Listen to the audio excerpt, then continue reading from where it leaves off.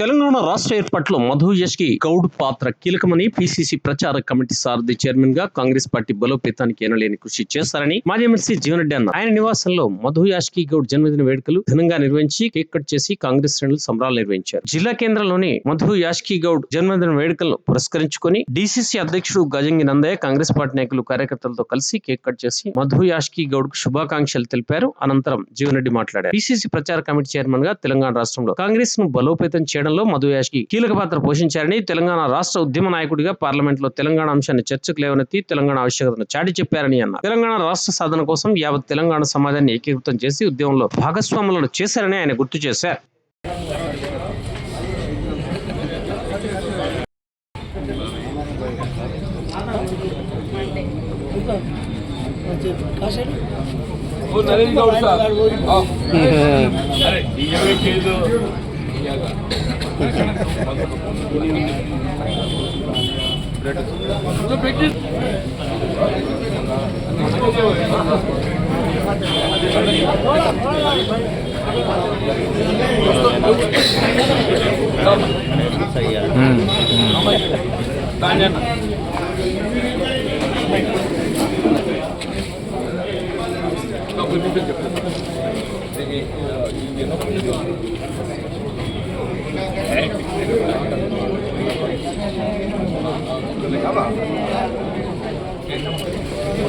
కార్యదర్శిగా గతంలో బాధ్యతలు నిర్వర్తించి ప్రస్తుతం ఏదైతుందో రాష్ట్ర కాంగ్రెస్ ప్రచార కమిటీ అధ్యక్షుడిగా బాధ్యతలు నిర్వర్తిస్తున్నటువంటి మాజీ పార్లమెంట్ సభ్యులు మిత్రులు గౌడ్ గారి జన్మదినాన్ని పురస్కరించుకొని జగిత్యాల పట్టణ యువజన కాంగ్రెస్ మరియు జిల్లా కాంగ్రెస్ ఆధ్వర్యంలో ఏదైతుందో ఈ కార్యక్రమాన్ని నిర్వహింపజేయటం, ఈరోజు వారి జన్మదిన సూచకంగా దీన్ని నిర్వహింపజేసినటువంటి ఒక ఈ స్థానిక సంస్థల ఎన్నికల్లో ఏదైతున్నదో జగిత్యాల నియోజకవర్గంలో దాదాపు 90% ఫలితాలు సర్పంచ్ ఎన్నిక కాంగ్రెస్ పార్టీకి అనుకూలంగా మనకి ఏదైతే ప్రతిబింబింప చేయబడటం అనేది ఇది కాంగ్రెస్ పార్టీ యొక్క విధానాలకు అద్దం పడుతుందని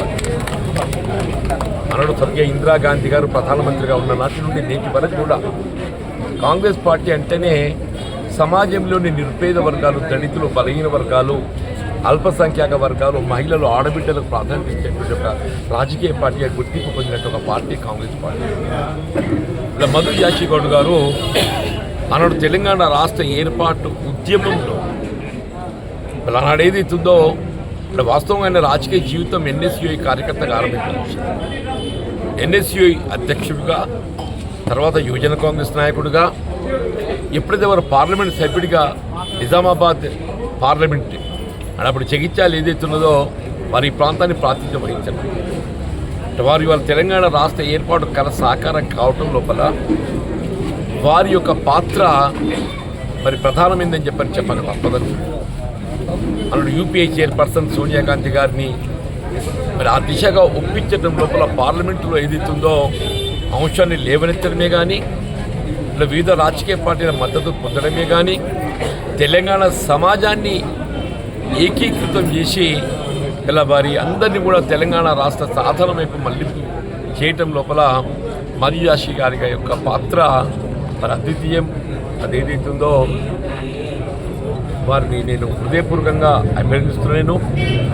మరి వారు ఏదైతుందో రాష్ట్రంలోనే కాకుండా జాతీయ స్థాయిలో కాంగ్రెస్ పార్టీ బలోపేతం, రాహుల్ గాంధీ గారి యొక్క నాయకత్వంలో భవిష్యత్తు నిర్దేశానికి ఇలా సమాజంలో ఉన్న ఒక నిరుపేద వర్గాలకు వారికి లభించాల్సినటువంటి హక్కుల కల్పన కొరకు ఏదైతుందో రాహుల్ గాంధీ గారు కామారెడ్డి డిక్లరేషన్ బలహీన వర్గాలకు 42% రిజర్వేషన్ కల్పింప చేయాలని చెప్పని భావించడం జరిగిందో అది కార్యరూపం చేయబడే విధంగా వాళ్ళ శాసనసభలో, శాసన మండలిలో అది ఆమోదం పొందటం, ఇవాళ ఏదైతే ఉందో పార్లమెంట్లో కూడా అది చర్చ చేయబడి మరి పార్లమెంట్లో 9th షెడ్యూల్లో చేర్చబడడం అనేది ప్రధానమని చెప్పండి.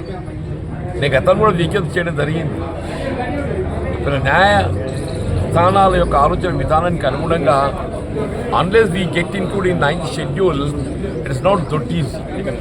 తమిళనాడులో వీళ్ళు 50% మించి రిజర్వేషన్ బలహీన వర్గాలకు ఇతరత్ర అమలు చేయడం జరుగుతుందని చెప్పారంటే అది 9th షెడ్యూల్ పడటమే.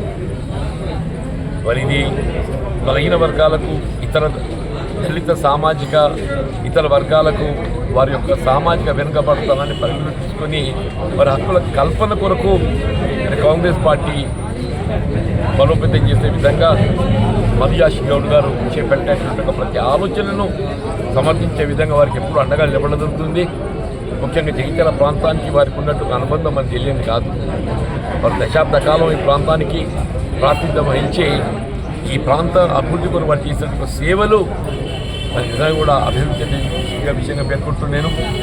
ఇవాళ వారి జన్మదిన కార్యక్రమాన్ని నిర్వహింపజేసి ఉత్తర్వులు తీసుకున్నటువంటి యొక్క మా యువజన కాంగ్రెస్ మిత్రులు, అట్లాగే మా జిల్లా కాంగ్రెస్ అధ్యక్షుడు మిత్రుడు అన్నన్న గారు, ఇలా ప్రచార కమిటీ కార్యదర్శి అయినటువంటి రఘువీర్ గౌడ్ గారు, మా మహిళా కాంగ్రెస్ అధ్యక్షురాలు, అందరికీ కూడా హృదయపూర్వకంగా నమస్కారం చెప్తూ మరొక్కసారి మధు యాష్కి గారు నిండు నూరేళ్ళు వారు మరింత సామాజిక సేవలో వారు ఇంకా మరిన్ని రాజకీయ పదవులు పొందే విధంగా మరి ఆ భగవంతుడు ఆశీర్వదిస్తారని చెప్పి కోరుతూ సెలవు తీసుకుంటున్నాయి.